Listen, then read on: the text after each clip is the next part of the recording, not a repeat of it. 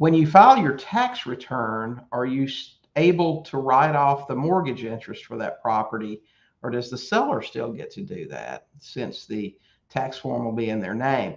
Well, that's a good question. As far as the IRS is concerned, the person that pays it is the person that gets to deduct it. So it doesn't matter when that tax form comes in at the end of the year, you're going to take the deductions. That's going to be a business deduction for you, all the interest that you paid. So no, the seller does not get to keep that. In fact, your contract should have something in there that they'll no longer be able to deduct that property for tax purposes. That's important if it was a rental property or something like that. Hey guys, thanks for watching. While you're here, don't forget to hit the subscribe button and check out these other great videos and podcast episodes.